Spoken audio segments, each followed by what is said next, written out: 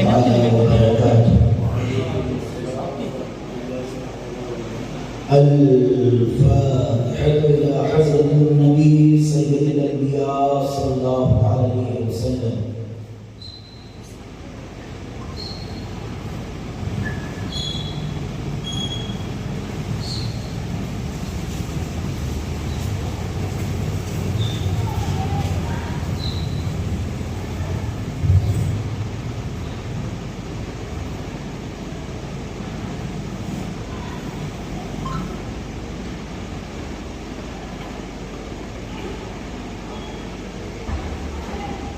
لخمسة فيها حر الوباء الحاكمة المصطفى والمرتضى وابناهما والفاطمة.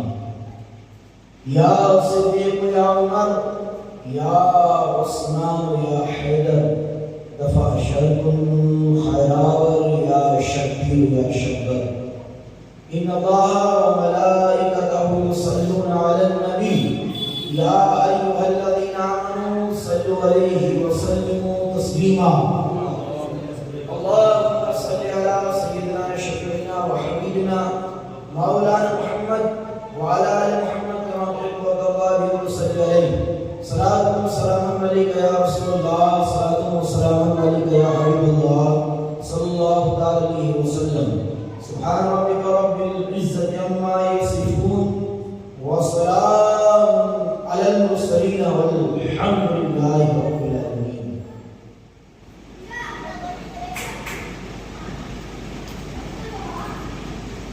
الحمد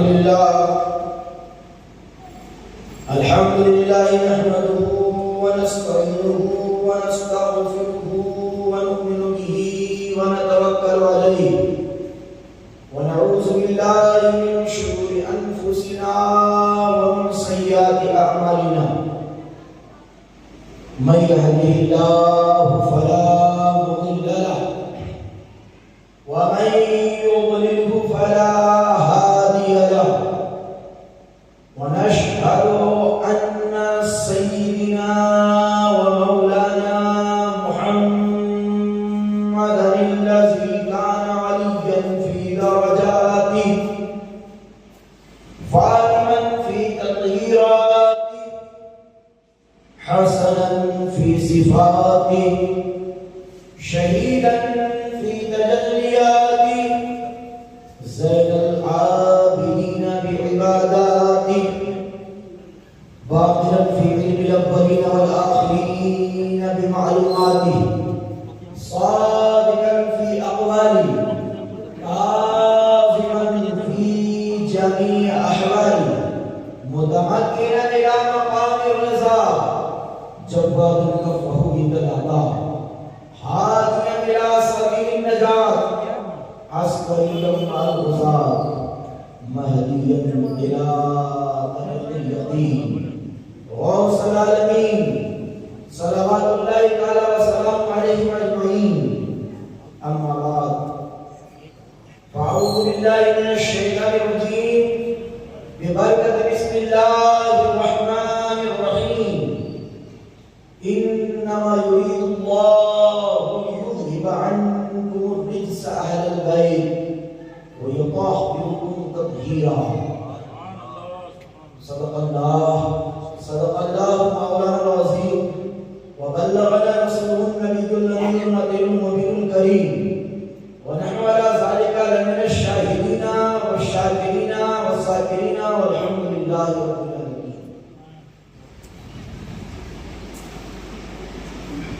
سرورا شاہ کریمہ دستگیرہ شفا حرمت روح پیغمبر یک نظر رسول ماں. اے شفیع زمانہ زمانے مدد نما در ہائے بستراز کرید کرم کشا. اشرف نہ ہم دریا دریا بسی نہ دارت دشمن ہمیشہ پر ہم غازی تو دوست دار.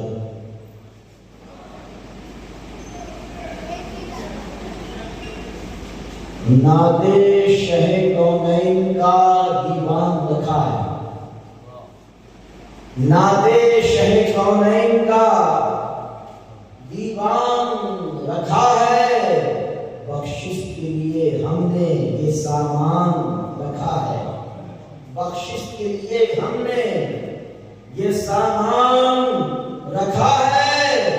کیا دوش پیمبر پہ حسین ابن علی ہے، کیا دوش پیمبر پہ حسین ابن علی ہے، یا واقعی قرآن پہ قرآن رکھا ہے، یا واقعی قرآن پہ قرآن رکھا ہے۔ اور تشنا لبوں میں ہوٹھ نہ رکھے فرات پر، تشنا لبوں میں ہوٹھ نہ رکھے فرات پر، تاریخ میں یہ پانی کی پہلی شکست ہے، تاریخ میں یہ پانی کی پہلی شکست ہے۔ اور مؤرخین سیاہ دل تم حقیقتاً کتنے بے خبر ہو، مؤرخین سیاہ دل تم حقیقتاً کتنے بے خبر ہو۔ ارے حسین کی شہادت پہ، حسین کی قربانی پہ ابھی تو شاہد نہر فرات بھی ہے، حسین کی شہادت پہ گواہ ابھی تو نہر فرات بھی ہے۔ آئیے عقیدت و محبت کے ساتھ سرور کائنات، آبروئے کائنات، جان کائنات، شان کائنات، روح روان انسانیت، حبیب رحمان، مالک انس و جان، سیاح لامکان، سرکار ابد قرار، نائب پروردگار، گلشن ہستی کی فصل اولی بہار، احمد مختار، جناب پاک محمد رسول اللہ ارواحنا فدا صلی اللہ علیہ وسلم کے بارگاہ کرم میں اپنی غلامی کا ثبوت دیتے ہوئے عقیدت و محبت کے ساتھ، پوری ایمانداری کے ساتھ اور ایمان قوت کے ساتھ درود شریف کا ہدیہ پیش کریں۔ اللهم صل على سيدنا شفيعنا وحبيبنا مولانا محمد جد الحسن والحسين وعلى آل سيدنا مولانا محمد جد الحسن والحسين وآله وصحبه وبارك وسلم دائما على محمد کے ساتھ انتظار بارد درود شریف کا ہدیہ۔ اللهم صل على سيدنا شفيعنا وحبيبنا مولانا محمد وعلى آل محمد كما تحب وترضى بهم وصل عليه صلاة وسلام عليك يا رسول الله، صلاة وسلام عليك يا حبيب الله صلی اللہ علیہ وسلم۔ خلاق عالم نے، رب کائنات نے ہر چیز کو پاک کرنے کے لیے اپنی قدرت کا ایک الگ قانون بنایا ہے۔ یہی گوبر، یہی گندگی جب تک گیلا ہے ناپاک ہے، لیکن سورج کی تپش، سورج کی حرارت اگر اسے سکھا دے تو پاک ہو جاتا ہے۔ انسان کے بدن پہ گندگی لگ جائے تو اس کے پاک کرنے کے لیے پانی ہے، اور اگر پانی دستیاب نہیں ہے تو تیمم ہے، یعنی مٹی کو اللہ نے پانی کے نہ ہونے کی صورت میں پاک کرنے کا ذریعہ بنایا ہے، سورج کو پاک کرنے کا ذریعہ بنایا ہے۔ لیکن ایک بات بتاؤ، نور کبھی ناپاک نہیں ہوتا۔ نور کی شان یہ ہوتی ہے وہ ناپاک کو پاک کر دیتا ہے، خود ناپاک نہیں ہوتا۔ کیسے؟ یہ سورج ہے نا، سورج، اس کی تپش میں یہ بقرعید کے چمڑے بھی پاک ہوتے ہیں، سوکھتے ہیں، اس کو دبا رکھ دیا جاتا ہے، اس میں سوکھتے ہیں سورج کی روشنی میں۔ لیکن کیا کبھی سورج کی روشنی ناپاک ہوئی؟ تو پتا کیا چلا؟ نور کا کام ہے پاک کرنا، لیکن اس کی روشنی کبھی ناپاک نہیں ہوگی۔ یہی خاندان نبوت کی شان ہے، وہ ہم جیسے گنہگاروں کو پاک کرنے آئے ہیں، ہمارے بیچ میں بیٹھ جائیں، ہمارے سر پہ ہاتھ رکھ دیں، ہمیں دعائیں دیں، پھر بھی ہماری ناپاکی میں نہیں لگتی۔ جس طرح سورج اپنے نور سے پاک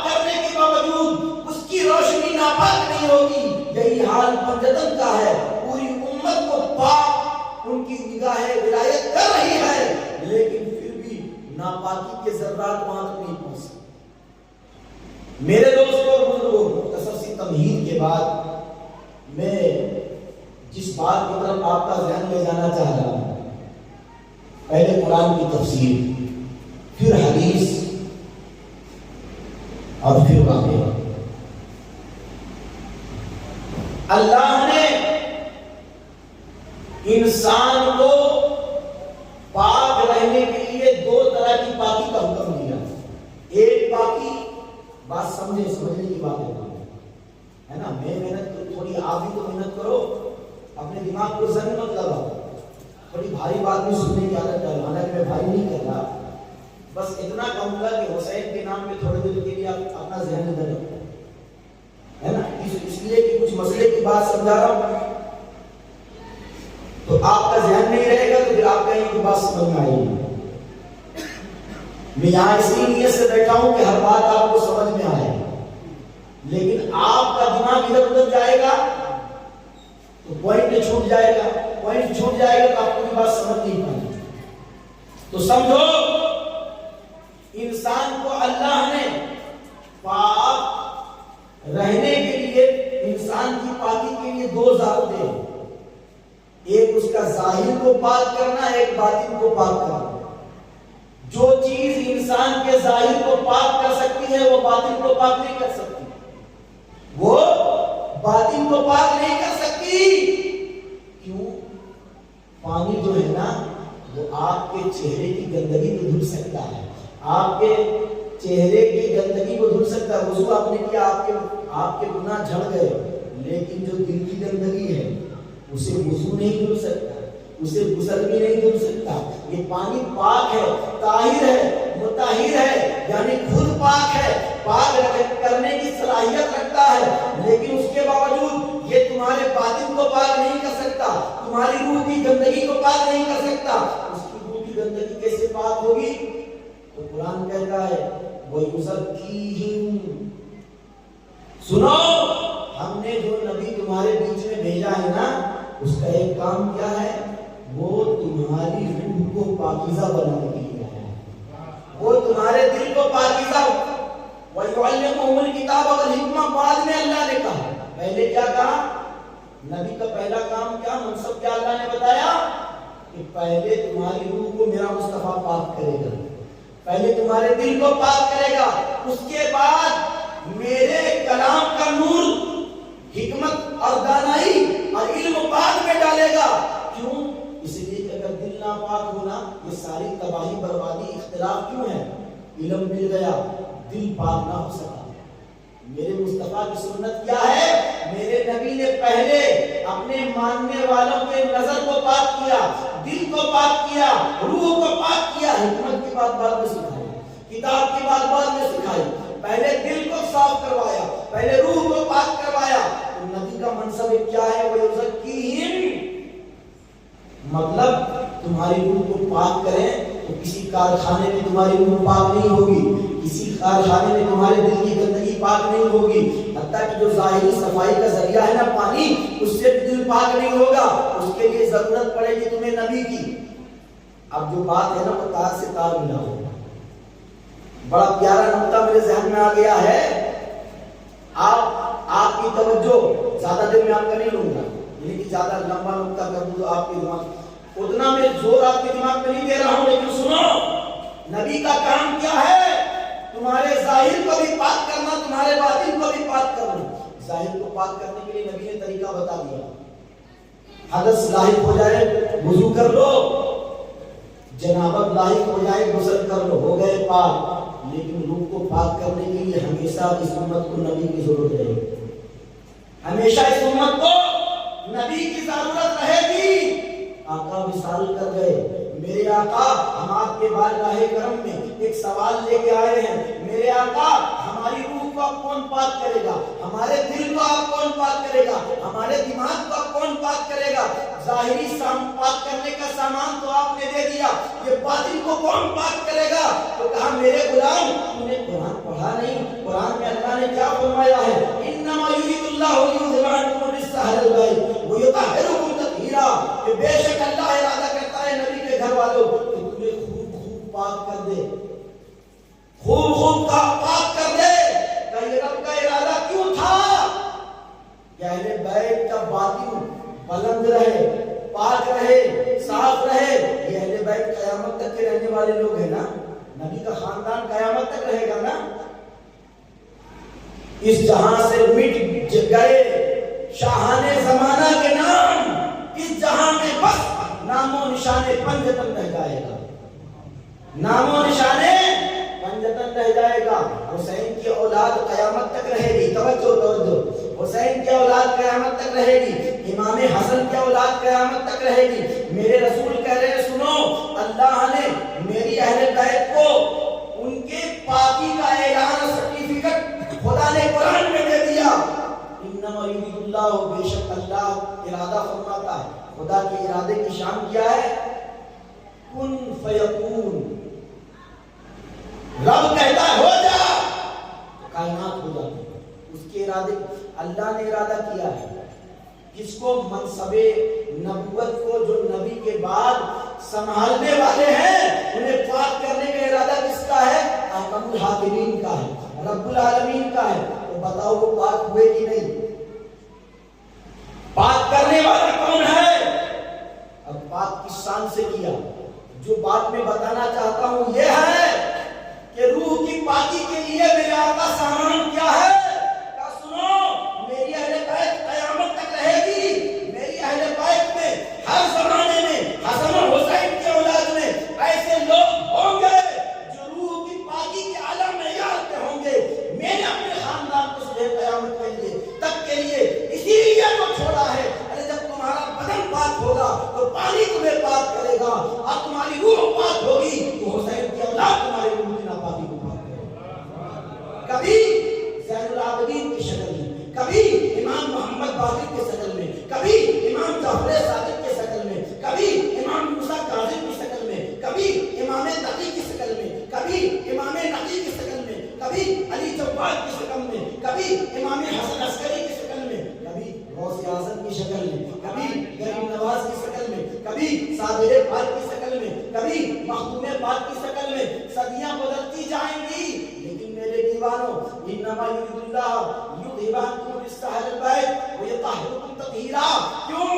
اس لیے تم یہ نہ سمجھنا کہ ظاہر کی پاکی کا فارمولہ تو ہمارے نبی نے دے دیا، ہمارا باطن کون پاک کرے گا؟ نہیں نہیں. سنو، میری اہل بیت سے قیامت تک رہے گی. ان کی محبت، ان کی ارادت، ان کی غلامی تمہارے سے ناپاکی کو، روح کی گندگی کو دور کرتی چلی جائے گی. تمہارا باطن پاک ہوتا چلا جائے گا، پاک ہوتا چلا جائے گا. میرے دوستوں بزرگوں، یہ نقطہ سمجھ گئے گا؟ بات سمجھ میں آئی؟ وہ یزکیہم، روح کی پاکیزگی یہ ہو رہا ہے کہ نہیں؟ کس کی شکل میں ہو رہا ہے؟ یا تو اہل بیت نبوت میں جو ولی ہوئے ان کی شکل میں ہو رہا ہے، یا جو اولیاء اللہ سادات کے غلام بن کے آئے اور سیادت انہیں حاصل نہیں لیکن ان کو بھی نظر سے پاک کرنے کا ہنر اہل بیت نبوت کے آستانے سے ملا ہے نا. اور ولی دونوں طرح کے ہیں. کچھ اولیاء ایسے ہیں جو سادات میں ہیں لیکن یہ پاک کرنے کا ہنر جو ولی غیر سادات ہیں لیکن ولی ہیں، یہ کہاں سے انہیں ملا؟ یہ خاندان نبوت سے انہیں ملا. کیسے؟ کہ بالکل ایسے جیسے سورج چاند کو چمکاتا ہے، پھر بھی سورج کی روشنی میں فرق نہیں پڑتا، پھر بھی سورج کی نورانیت میں فرق نہیں پڑتا. اسی طرح منصب نبوت کو سنبھالنے والے اہل بیت نبوت کے ائمہ اعظام اپنے غلاموں کو جس کو سچا پاتے ہیں اس کو بھی اس لائق بنا دیتے ہیں کہ وہ کسی پہ نظر ڈالے تو اس کی روح اور اس کے عقیدے کو پاک کر دے. میرے دوست اور بزرگوں، درود شریف پڑھ لیجیے. اللهم صل علی سیدنا شفیعنا و حبیبنا مولانا محمد وعلی آل محمد کما تحب و صلی علیہ صلاۃ و سلام علیک یا رسول اللہ. اب اس آیت کی تفسیر سنو. ابھی تو آپ کو یہ سمجھا رہا تھا کہ اہل بیت کی پاکیزگی کا اعلان قرآن میں کیوں کیا گیا، اور وہ یطہرکم تطہیرا، خوب خوب پاک کر. کیوں؟ کیونکہ ہم جیسے پاپیوں کو پاک کرنے کے لیے خوب پاک لوگ ہونے چاہیے، خوب پاک لوگ ہونے چاہیے۔ سنو، پنجتن کی محبت تمہارے اندر کی گندگی کو نکالنا شروع کر دیتی ہے، اور جس دن تم اپنی محبت کو عمل کے دائرے میں ثابت کرنے لگ جاؤ، اس دن تمہاری روح اتنی پاک ہو جائے گی کہ تم اپنا انجام مرنے سے پہلے دیکھ لو گے، دنیا کے جانے سے پہلے دیکھ لو گے۔ میرے دوستوں اور بزرگوں، یہ آیت کب نازل ہوئی؟ آقا کریم صلی اللہ علیہ وسلم ام المؤمنین حضرت ام سلمہ کے گھر میں یہ آیت نازل ہوئی۔ آقا نے چادر لایا، کہا حسن آ جاؤ، حسین آ جاؤ۔ امام حسن اور حسین کو آقا نے دونوں زانوں پہ بٹھایا، علی آگے ہیں، خاتون جنت پیچھے۔ آقا نے اپنے چادر نور میں چاروں نفوس قدسیہ کو چھپا لیا۔ اللہم ہؤلاء اہل بیتی، میرے مولا یہ میری اہل بیت ہے، اسے پاک فرما، اسے اپنی بارگاہ میں قبول کر لے۔ جانتے ہو یہ اختیار مصطفیٰ ہے، اس لیے کہ انما یرید اللہ لیذھب عنکم الرجس اہل البیت کی سب سے پہلی حقدار نبی کی بیویاں ہیں، امہات المؤمنین ہیں۔ یہی وجہ ہے کہ ام سلمہ نے کہا یا رسول اللہ مجھے بھی شامل کر لیجئے۔ آقا نے کہا انت علی خیر، اے ام سلمہ تمہیں داخل ہونے کی ضرورت نہیں، تم تو پہلے سے میرے گھر والوں میں شامل ہو، لیکن میں اپنے پاور سے جو خدا نے مجھے دیا ہے، میں اپنے پاور سے ان 5 لوگوں کو شامل کر رہا ہوں، 5 لوگوں کو شامل کر رہا ہوں۔ اب عالم کیا ہو گیا؟ حدیث میں آتا ہے جب یہ آیت نازل ہوئی نا، 6 مہینے تک نبیوں کا سلطان، نبیوں کا بادشاہ، عالم ما کان یکون رحمت للعالمین، جس کے آستانے کرم پر سلامی پیش کرنے کے لیے جبریل آتے ہو، میکائیل آتے ہو، فرشتے آتے ہو، نبیوں کا وہ سلطان جس کی سلطنت زمین کی گہرائیوں سے لے کے آسمان کی بلندیوں تک ہے، وہ نبی الانبیاء۔ اب کیا ہے؟ فجر کا ٹائم ہو رہا ہے، 6 مہینے تک نبی مولا علی کے گھر پہ جا رہے ہیں، سیدہ کے گھر پہ جا رہے ہیں۔ جانے کے بعد کیا کہتے ہیں؟ انما یرید اللہ لیذھب عنکم الرجس اہل البیت ویطہرکم تطہیرا، الصلاۃ الصلاۃ۔ مطلب کیا؟ ارے 6 مہینے تک پنجتن کی منقبت ان کے دروازے پر نبیوں کے امام نے پڑھی، 6 مہینے تک۔ آقا نماز کے لیے جگاتے یہ آیت بھی پڑھو، نماز کے لیے خالی جگہ دیتے نہیں، آقا یہ آیت پڑھتے، بتا رہے اپنی امت کو دیکھو یہ جو لوگ ہیں نا بڑے قیمتی ہیں، ان کی قدر کرنا سیکھو، ان کی قدر کرنا سیکھو۔ قدر کرنے کا صلہ کیا ملے گا وہ بھی حدیث کی روشنی میں سن لو۔ آقا کہتے ہیں سنو اے علی، روز قیامت میں تو، حسن، حسین، فاطمہ سب ساتھ میں ہوں گے، اور ہمارے چاہنے والے بھی ہمارے ساتھ میں ہوں گے۔ کہاں؟ قیامت کے دن ہمارے چاہنے والے بھی ہمارے ساتھ ہوں گے۔ بولو سبحان اللہ۔ معیشت کی تپتی ہوئی زمین پر اہل بیت کی محبت کا چراغ روشن کرنے والے اپنے دل میں خوش نصیب سنی عقیدہ کہ حامل مسلمانوں سنو، آقا نے کیا کہا؟ معیشت کی اس افراتفری میں، بے بصیرت بے کسی کے منظر میں کہا سنو پنجتن ہم تو ساتھ میں ہوں گے، لیکن ہمارے چاہنے والے بھی، تم سے محبت کرنے والے بھی ہمارے ساتھ میں ہوں گے۔ منظر کیا ہوگا؟ کہا یاکلون ویشربون، ہم ہمارے چاہنے والے کھائیں گے اور پیئیں گے۔ کہاں؟ میدان قیامت میں، نفسا نفسی کے عالم میں کھائیں گے پیئیں گے، یہاں تک کہ لوگوں کے درمیان فیصلہ ہو جائے، یہاں تک کہ لوگوں کے درمیان فیصلہ ہو جائے گا۔ ذرا تصور کرو، ذرا سوچو، اہل بیت کی اگر تمہیں سچی محبت ہے تو پنجتن کی محبت تم کو عرصہ قیامت میں تنگی دامانی سے، پریشانی سے، ہولناکی سے صرف بچائے گی نہیں، یہ محبت تمہیں اس نفس نفسی کے عالم میں بھٹکنے نہیں دے گی، پہلے ہی تم مصطفیٰ کے دامن کرم کے نیچے موجود سنو یہ خاندان نبوت کی شان کیا ہے. آقا کے ایک صحابی ہیں حضرت ابو ذر غفاری. حضرت ابو ذر غفاری بڑے جلیل القدر صحابی, کعبے کا دروازہ پکڑے ہوئے حضرت ابو ذر غفاری, کعبے کا دروازہ, اور کہہ رہے لوگوں جو مجھے جانتا ہے وہ تو جانتا ہی ہے, جو نہیں جانتا وہ جان لے میں رسول اللہ کا صحابی ابو ذر غفاری ہوں, میں رسول اللہ کا صحابی ابو ذر غفاری ہوں. سنو میں نے آقا کو اہل بیت کی یہ شان بیان کرتے ہوئے سنا ہے کہ سنو میری اہل بیت میری امت کے لیے ایسے ہی ضروری ہے, ایسے ہی ضروری ہے جیسے اس انسان کے دھڑ کے لیے سر کی ضرورت ہے, جیسے انسان کے دھڑ میں سر کا مقام ہے, سر کا رتبہ ہے. پیر سے اونچا ہے کہ نہیں سر کا رتبہ, گھٹنے سے اونچا ہے کہ نہیں سر کا رتبہ, ہاتھ سے اونچا ہے کہ نہیں سر کا رتبہ, اونچا ہے اسی لیے اللہ نے اونچا رکھا ہے اسے. کہا سنو اتنا ہی نہیں, اب سر کے اندر بھی زبان جیسی نعمت ہے, کان جیسی نعمت ہے, پیشانی جیسی نعمت ہے, آنکھوں جیسی نعمت ہے, لیکن کہا سنو سر کے اندر بھی بہت ساری نعمتیں ہیں. بال یہ بھی نعمت ہے نا, داڑھی کے بال یہ بھی نعمت ہے, لیکن سر کے اندر آنکھ کی جو قیمت ہوتی ہے وہ سر کی ساری قیمت سے زیادہ, ساری نعمتوں سے زیادہ آنکھ کی قیمت ہے.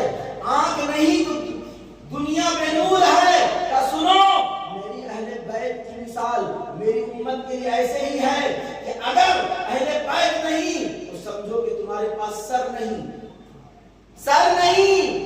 اب میری اہل بیت کی محبت تمہارے اندر کامل نہیں تو سر ہو کے بھی تم اندھے ہو, ہدایت کا نور نہیں پا سکتے, روحانیت کی منزل نہیں طے کر سکتے. روحانیت کی منزل تو بہت بلند ہے, کہ اسلام کا نور تمہیں ملے گا نہیں. کیوں؟ اس لیے کہ آقا کی اور حدیث یاد آ گئی. آقا نے کہا سنو خدا کی قسم کسی بھی کلمہ پڑھنے والے ایمان کا دعویٰ کرنے والے کے دل میں ایمان اس وقت تک داخل نہیں ہو سکتا جب تک کہ وہ میرے اہل بیت سے سچی محبت نہ کرے, سچی محبت نہ کرے.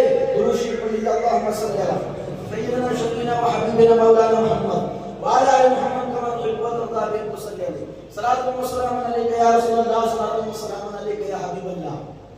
ہے نا حدیث و قرآن بتانا اس لیے ضروری ہے کہ ہم سنی جو ہے نا ہم پہ بہت اعتراض ہوتا ہے کہ سنی لوگ قصہ کہانی بہت سنیں.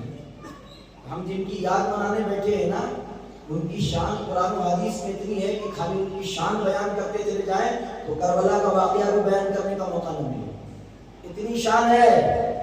لیکن سنو اہل بیت کی کیا شان ہوگی روز قیامت. ایک حدیث پر امام حسن حسین کے بچپنے کی شان.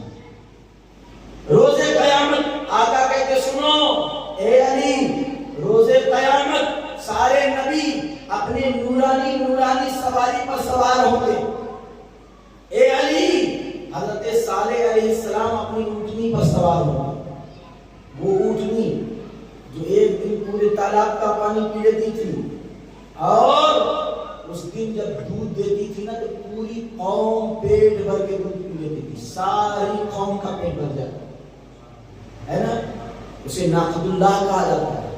کہا وہ اس عظمت کی حامل ہے کہ حضرت صالح علیہ السلام اپنی اونٹنی پر سوار ہوں گے قیامت کے دن اور میں براق پر سوار ہوں گا, میں براق پر سوار ہوں گا. علی تم میری اونٹنی قصوہ پہ سوار ہوگے. آتا کہ اونٹنی اس کا نام کیا ہے؟ قصوہ. قصوہ یہ وہ اونٹنی ہے جب آقا کا انتقال ہوا نا یہ بیمار پڑ گئی, سیدہ اس کے قریب گئی ماں خاتون جنت, اس کا گود سر میں لیا, اونٹنی رونے لگی اور کہا میں آپ کے بابا جان کے پاس جا رہی ہوں, آپ کو کچھ کہنا ہے تو کہہ دیجیے, اب جینے کا مزہ نہیں. سیدہ نے اس کو شفقت سے ہاتھ پھیرا, سیدہ کی گود میں اس کا انتقال ہو گیا. سیدہ نے اسے زمین میں دفن کر دیا. پھر اس اونٹنی کو کچھ دن کے بعد کھود کے دیکھا گیا تو اونٹنی وہاں پہ ملی ہی نہیں. یہ قصوہ ہے کہ اس پر اے علی تم سوار ہو گئے اور جنتی جنتی سواری پر حسنین سوار ہوں گے اور میرا مؤذن بلال، سبحان اللہ، میرا مؤذن بلال جنتی سواری پر سوار ہو کر سامنے سے آذان دے رہا ہوگا۔ اب جب جتنی آذان کی وہ کلمے کہے گا نا، سارے کلموں پہ ساری انسانیت کی آواز ہوگی، حق حق حق حق۔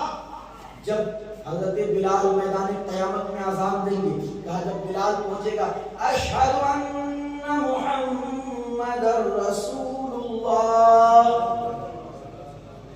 تو دنیا میں تو بہت سارے انکار کرنے والے تھے، جنہوں نے نبی نہیں مانا، جنہوں نے رسول نہیں مانا، جنہوں نے مالک و مختار نہیں مانا، کہا لیکن جب میرا بلال قیامت کے دن آذان دے گا نا، تو اولین و آخرین میں سے سب گواہی دیں گے کہ سچی بات تو نے کی ہے، محمد اللہ کے رسول ہے۔ کافر علی سن، سب سے پہلے میں، میرے پیچھے تو، اس کے پیچھے حسن حسین، تیرے پیچھے سیدہ، اس کے پیچھے حسن و حسین جنت میں جائیں گے۔ مولا علی نے پوچھ لیا یا رسول اللہ ہمارے چاہنے والے کہاں جائیں گے؟ دیکھو کتنی فکر ہے مولا علی کو ہم میں سے گنہگاروں کی۔ کہا ہمارے چاہنے والے کہاں جائیں گے؟ کہ علی وہ ہمارے پیچھے جنت میں جائیں گے۔ یا طلب کے بول رہے آگے آگے آ جائیں ماشاءاللہ تعالی، دیوانوں کا ہجوم بڑھ رہا ہے، آپ آگے آگے آ جائیں ماشاءاللہ تعالی، کافی جگہ ہے یہاں پہ، کم سے کم 10 آدمی تو آرام سے آ سکتے ہیں۔ آگے آگے آ جائیں، امام حسین کے نام کا آگے آگے آ جائیں ماشاءاللہ تعالی۔ بیچ میں شیطان کو بیٹھنے کے لیے جگہ چھوڑ رہے ہیں، وہ آپ کو بات سننے نہیں دے گا، سمجھنے نہیں دے گا۔ آپ اس طرح بنو کا بنیانی مرصوص ایمان والوں کی شان قرآن نے بیان کی ہے جیسے پگھلائی ہوئی دیوار، جس میں ذرا سا بھی کوئی کریک ہونے کا ڈر نہیں۔ اتنا مل کے آپ بیٹھو کہ میرے آقا حسین دیکھے کربلا کے، یعنی یقیناً دیکھ رہے ہیں، تو کہیں کہ میرے دیوانے بیٹھے ہیں تو ایسا لگ رہا ہے جیسے کہ موتیوں کو ہار میں پرو دیا گیا ہے، ہار میں پرو دیا گیا ہے۔ اس محبت کی قیمت دنیا والوں کو نہیں پتا، لیکن میرے پیارے جب رشک کرو گے اپنے مقام کو میدان قیامت میں دیکھو گے، اس انعام کو دیکھو گے، رشک کرو گے۔ ایک انعام میں نے بتا دیا، اب دوسرا انعام آگے بتاؤں گا، لیکن بڑی تیزی کے ساتھ حضرت ابو ہریرہ سے مروی ہے کہ آقا عشاء کی نماز پڑھا رہے ہیں۔ اب حسنین کی شان ہے، آقا عشاء کی نماز پڑھا رہے ہیں، عالم یہ ہے کہ آقا جیسے ہی رکوع میں جاتے ہیں دونوں نواسے کاندھے پہ سوار ہو جاتے ہیں۔ آقا رکوع سے اٹھتے ہیں تو دونوں میں سے کسی ایک کو اٹھا لیتے ہیں نیچے ہلکے ہاتھ سے، یعنی نماز کے اندر بھی فکر ہے نواسوں کو چوٹ نہ لگے۔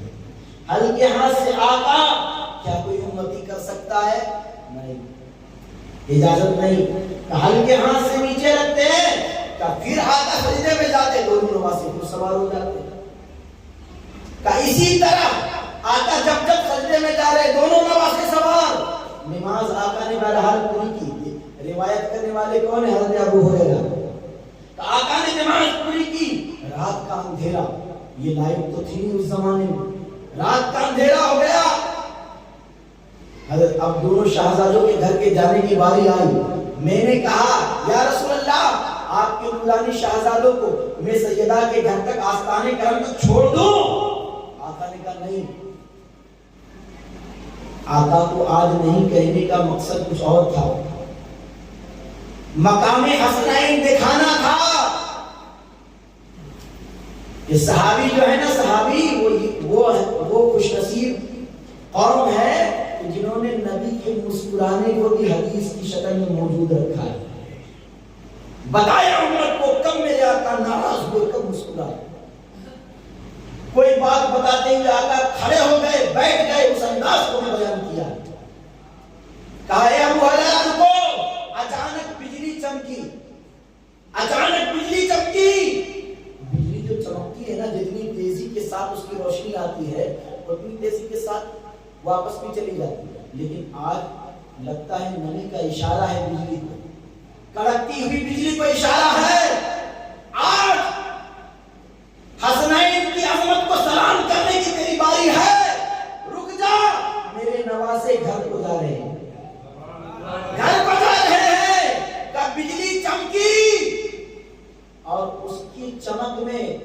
حسن و حسین گھر میں داخل ہو گئے. حضرت ابو ہریرہ دیکھ رہے ہیں، یہ بات بتائی امت کو، سنو ان کا مقام یہ ہے کہ اگر اندھیرا ہو وہ بجلی جس کی رفتار سب سے تیز ہے وہ ان کو پہنچانے کے لیے اپنی رفتار کو کم کر دے. اللہم صلی علی سیدنا شفیعنا و حبیبنا مولانا محمد وعلی آل محمد کما تحب و ترضى وصلی علیہ صلاۃ و سلام علیک یا حبیب اللہ یا رسول اللہ صلی اللہ علیہ وسلم. دیکھو امام حسن کی شان، بخاری کی حدیث، بخاری کی حدیث، خلیفۃ المسلمین، یار غار مصطفیٰ، یار مزار مصطفیٰ، حضرت سرکار ابو بکر صدیق عصر کی نماز پڑھا کے نکلے. مولا علی آپ کے ساتھ ہیں، آپ کے ساتھ ہیں. کون ابو بکر؟ وہ ابو بکر جس کے بارے میں آقا کہیں کہ سنو میرا ابو بکر وہ ہے کہ میری امت پہ واجب ہے کہ ابو بکر کا شکر ادا کرے.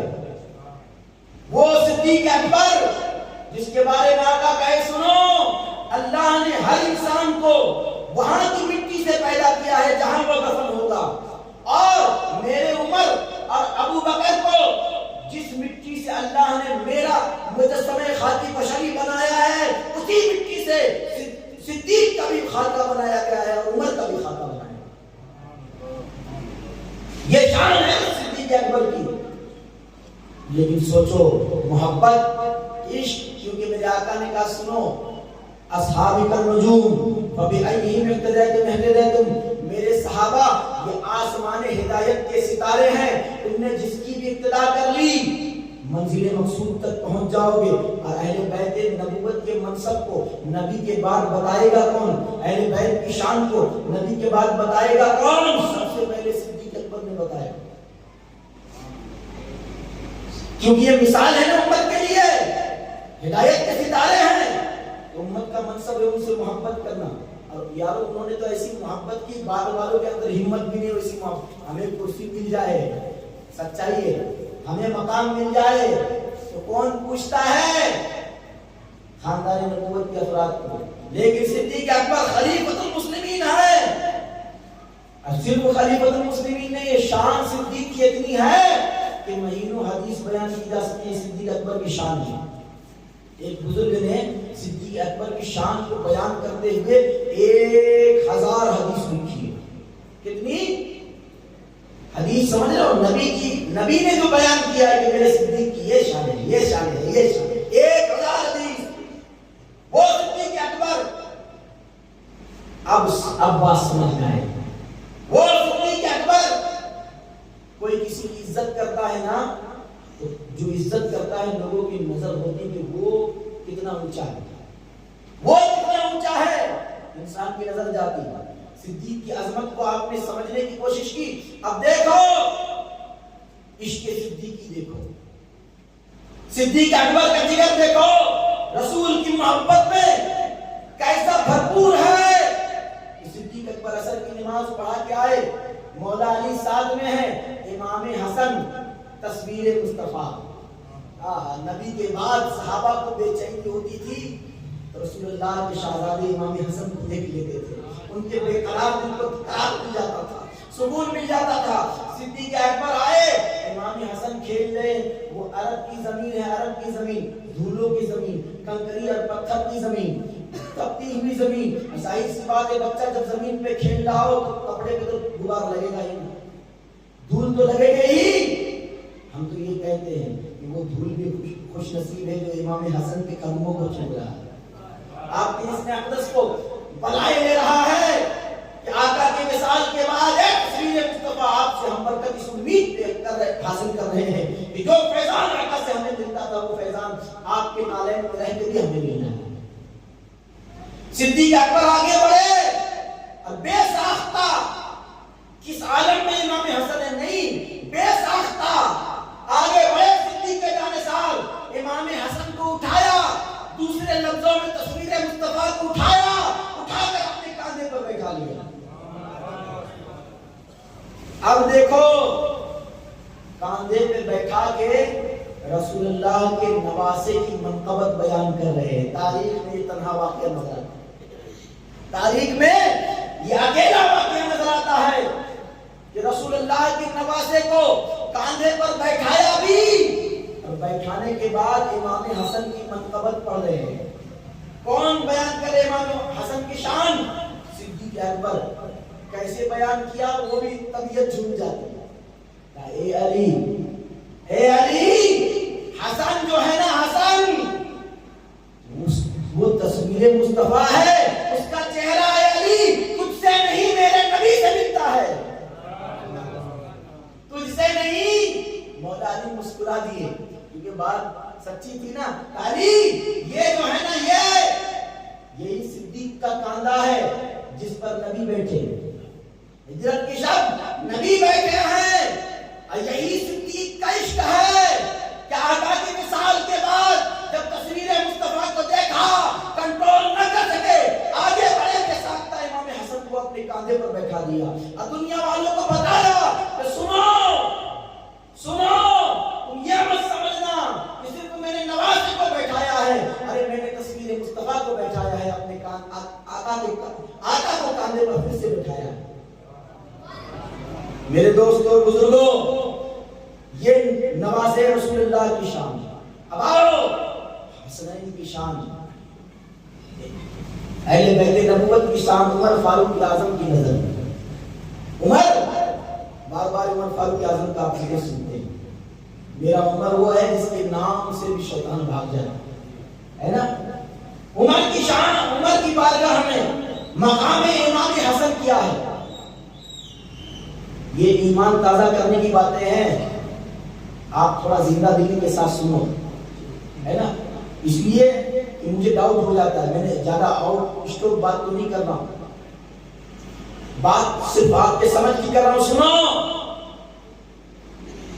فاروق اعظم، وہ فاروق اعظم جس کے نام کی ہیبت سلاطین اسلام، سلاطین زمانہ کو اپنے محلوں میں کپکپا دیا کرتی تھی. قیصر اور کسریٰ کا وجود لرز جایا کرتا تھا. ٹوٹی چٹائی پر بیٹھ کر 15 پیون کپڑے میں لگے ہوئے ہیں، لیکن ہیبت و جلال کا عالم. توپ ہے نہ تلوار ہے، نہ ساز و سامان ہے، نہ کوئی باڈی گارڈ ہے. جہاں جگہ ملی درخت کا سایہ ملا، نبی کا عمر سو گئے. بتا رہا ہے کہ سنو، جو مصطفیٰ کا غلام ہوتا ہے تو کائنات اس کی حفاظت کرتی ہے، قدرت خداوندی اس کی حفاظت کرتی ہے. فاروق اعظم کا عدالت لگا ہوا. عدالت کہاں لگتا تھا؟ مسجد نبوی میں. کیسے لگتا تھا؟ آج کی طرح نہیں.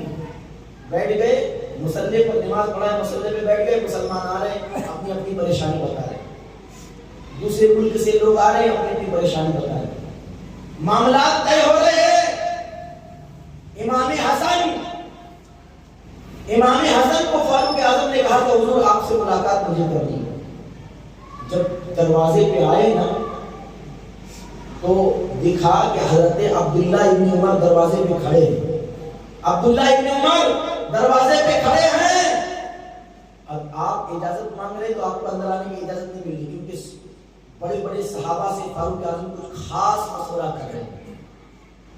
راز کی اسلامی سلطنت کے راز کی بات، 24,000 لاکھ مربع میل سلطنت پہ سلطنت فاروقی پھیلی ہوئی ہے. کئی ملک اندر میں ہے، نہ جانے کتنے کیسے گہرے معاملات ہوں گے. فاروق اعظم کی سوچ کو بھی قربان. تنہا مدینے میں بیٹھ کے پاور یہ ہے کہ کوئی گورنر، کسی حاکم کی ہمت نہیں کہ 1 روپیہ بھی مسلمانوں کو غلط استعمال کرنا. بات ہو رہی عبداللہ ابن عمر کو اجازت نہیں ملی. امام حسن کے دل میں خیال آیا جب بیٹے کو اجازت نہیں ملی تو مجھے کیا ملے کہ بہت بڑا کام ہوگا. آپ واپس چلے گئے. فاروق اعظم نے تھوڑے دیر کے بعد امام حسن سے راستے میں ملاقات ہوئی. کہا حضور آپ آئے نہیں؟ کہا سرکار میں آیا تھا، لیکن دروازے پہ دیکھا آپ نے اپنے بیٹے کو اجازت نہیں دی، وہ اجازت مانگے اجازت نہیں دی. تو میں یہ دیکھ کے کہ آپ مصروفیات میں ہوں گے کہ ان کو اجازت نہیں ملی، واپس چلے گئے. عمر نے کہا وہ میرا بیٹا ہے، آپ رسول اللہ کے بیٹے ہیں، وہ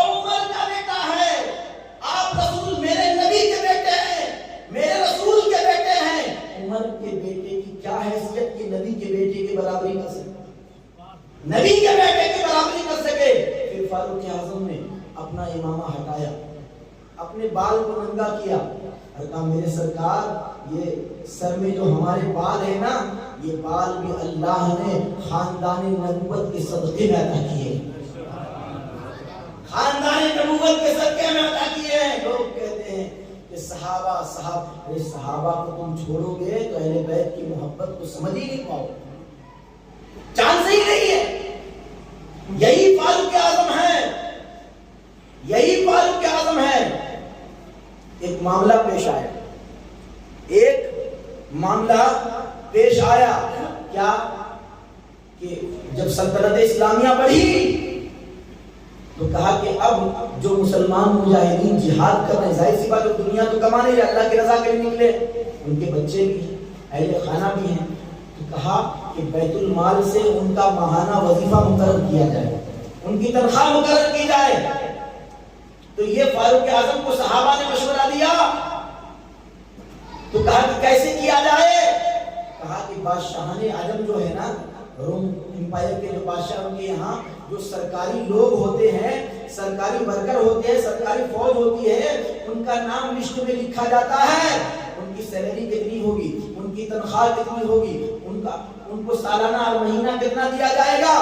فاروق اعظم نے کہا اب سنو, اب ان مسلمان مجاہدین کا رجسٹر بنایا جائے, رجسٹر بنایا جائے, سب کے وظیفے لکھے جائیں, سب کی تنخواہ لکھی جائے. لکھنے والے نے سب سے پہلے فاروق اعظم کا نام لکھ دیا. فاروق اعظم نے جب رجسٹر دیکھا تو کہا کہ میرے نام کو کاٹو, میرے نام کو کاٹو, پہلے رسول اللہ کے خاندان کا نام سب سے اوپر لکھو, سب سے اوپر لکھو. کہا امام حسن و حسین ان کی تنخواہ کیا ہے. کہا جو بدر میں شامل ہونے والے صحابہ ہیں نا, جو بدر میں شامل ہونے والے صحابہ ہیں, یعنی ان کی پگار سب سے, ان کی تنخواہ, ان کا وظیفہ سب سے اونچا تھا, کہ ان کے برابر وظیفہ امام حسن و حسین کا رکھو. حضرت عبداللہ ابن عمر نے کہا ابا جان بدر میں تو حسن و حسین تھے بھی نہیں, تھے بھی نہیں.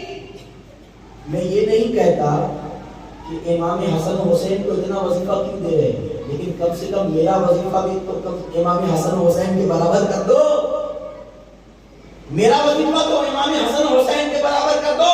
فاروق اعظم نے اپنے بیٹے کو کہا اے بیٹا سن, تو نواز رسول کا مقابلہ کرے گا, ارے یہ رسول اللہ کے بیٹے ہیں, نسبت رسالت کی وجہ سے میں نے ان کی تنخواہ بدری صحابہ کے برابر رکھی ہے.